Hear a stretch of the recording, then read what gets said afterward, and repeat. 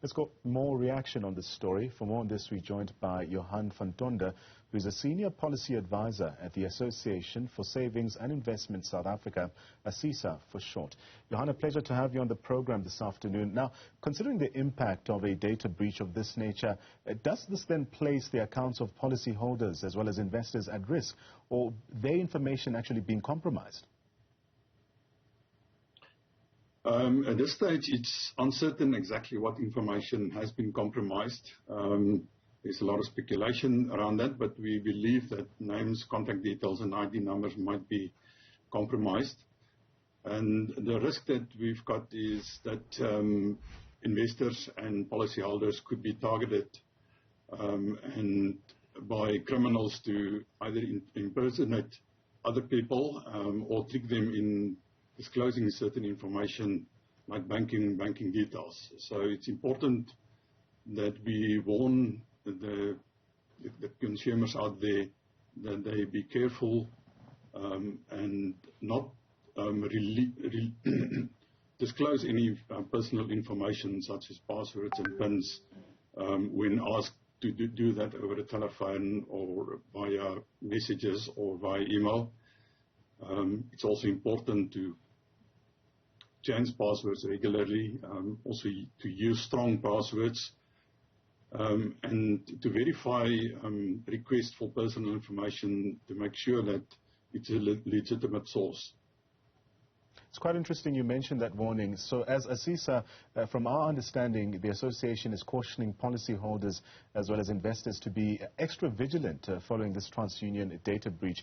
You've already started to give us some of the measures that consumers can use to conduct and ensure that their accounts or information is not compromised. Let's expand on the sentiment. I'm sure there are these telltale signs when scams are concerned. Yeah, there are a lot of criminals out there that try to lure people into, via even WhatsApp messages, into investing into schemes that could earn them a good return, or in many cases a return which is not reasonable. And people must be careful to be attracted by schemes via WhatsApps, via emails, via SMSs, and specifically where personal information is then requested through that medium, because you don't know who actually sits behind that.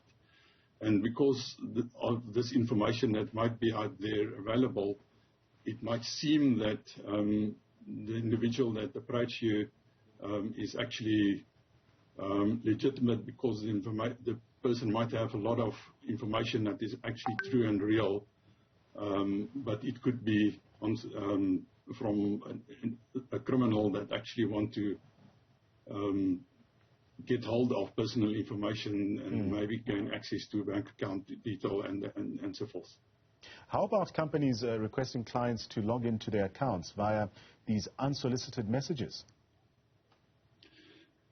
I think that's also important, that we must express to the consumers that no company will ever request a client to share passwords or one-time PIN codes telephonically or via SMS or via email or other messages. And that companies will also never request clients to log into their accounts via unsolicited messages. Right. And could we expect an increase in phishing attempts and approaches from these criminal syndicates who are impersonating representatives from life insurers as well as investment companies? Certainly, most certainly. We've been experiencing an increase over probably the last year or so. I think even what COVID has learned us was that people is quite keen to transact electronically, and but that has also increased the possibility of for criminals to get hold of your information or lure you into products that it's not real, and that trend has increased over the past 18 months to 2 years. Right. And as ASISA, the association has also established what's called a cyber security incident response team. Tell us a bit more about what the aim of this is and what the work of the team is. The aim is really, the incident response team consists of member representatives from their own cybersecurity teams, and the aim is to combat threats to cybersecurity and encouraging the facilitating of the members to share information on cybercrime trends and cyber information. So we're working as member companies together in sharing information, and then we've also taken hands with other CSIRTs within the financial services industry, like Fabric, which represent the banking industry, to share information and fight cybercrime and financial crimes.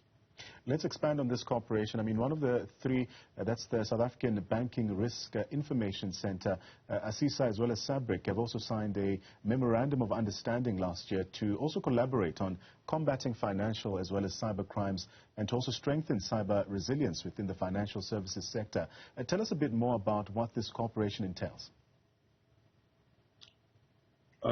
It is really a scenario where we can, through just a cell phone call or through sharing information on WhatsApp and Telegram groups, that we can engage and share information. So there's Telegram groups that exist, which is only access to those groups are from financial services, cyber people, where they share breaches, they share information that they pick up, and in the process they're warning each other about things that's happening and what they're seeing in the cyberspace.